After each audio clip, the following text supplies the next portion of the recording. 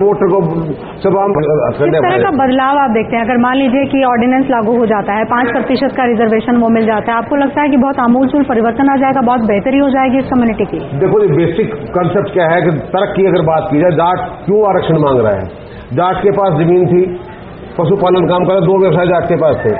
अब पशुपालन में वो हानि तंत्र और दूसरी जात जमात आ गई, खेती में कदे बाढ़ आ गई, कदे सूखा पड़ गया और 2-2 एक किले के जिम्मेदार रह गए। इस कारण से जो खाद पे पैसा खर्च होगा, जो मजदूरी है, जाट को मजदूरी नहीं मिलती अपने 2-3 किले में। अच्छा, एक चीज बताइए, ये तो सबके साथ है देश में। गरीबी है तो फिर वो चौतरफा है, वो जात नहीं देखती। बीमारी है तो वो जात नहीं देखती। अगर किसी पास जमीन नहीं है तो वो जात नहीं देखती।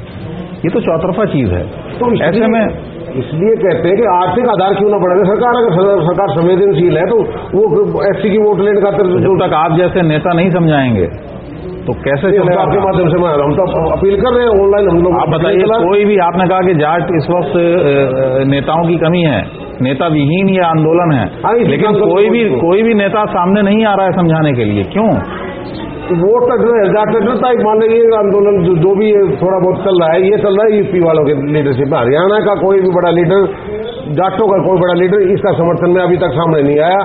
एक लीडर पोजीशन हमारे हरियाणा के, उसने एक बार स्टेटमेंट दी थी, उसके बाद वो भी बैकफुट पे चला गया। वो इसलिए कि सत्ता में क्योंकि बैठे हैं, इसलिए आगे नहीं आना चाहते। नहीं, जैसे अपोजिशन वाले भी वो सिर्फ नीचे से आवाज हो देते हैं कि जहां भी ये रास्ते रुके गए वो कौन कौन से गांव हैं, वो गांव है जिसपे इन लोगों का प्रभाव है, उन गांवों में ये बात हुई है।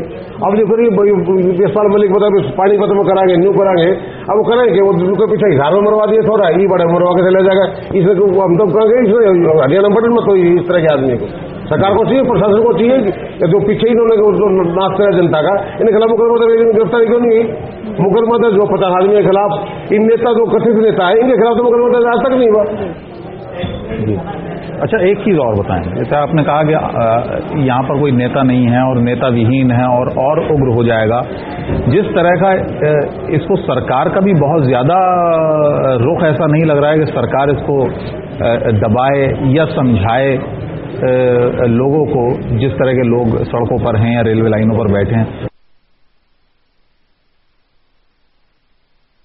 यूपी की सरकार का समर्थन मायावती खुद कहता है कि क्यों उसका टारगेट है अपने यूपी में वो जो उसका स्टेट में करना, स्टेट में क्यों नहीं किया काम?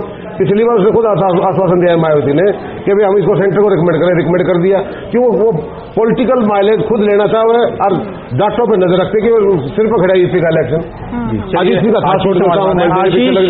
आशीष, जो अलग अलग खासतौर से उत्तर प्रदेश के कई इलाकों में ये जो रेल यातायात बाधित हुआ है और जो लोगों को जो परेशानी हो रही, वहां पर सूरत हाल क्या है, खासतौर से पश्चिमी उत्तर प्रदेश?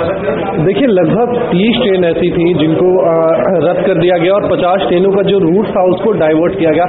साफ सी बात है, इस समय फेस्टिवल का सीजन है, होली नजदीक है। उससे भी ज्यादा जरूरी बात यह है कि खासकर पेशेंट्स के लिए लोग दिल्ली जरूर आते हैं, क्योंकि दिल्ली में एम्स से लोग जगह जगह से यहाँ इलाज कराने आते हैं और उस पर ट्रेन रूट का बाधित होना कहीं ना कहीं चिंता का विषय है। लोगों ने पटरियों को जाम कर रखा है। पटरियों पर सोए में सबसे बड़ी बात है कि यहाँ पटरियों पर पशु को बांध दिया गया है। इनफैक्ट अगर वो पटरियों पर नहीं रहते हैं तो कम से कम पशु के होते हुए कोई भी ट्रेन वहां से क्रॉस नहीं करेगी। जाहिर सी बात है, सोची समझी रणनीति के तहत ये मामला चल रहा है।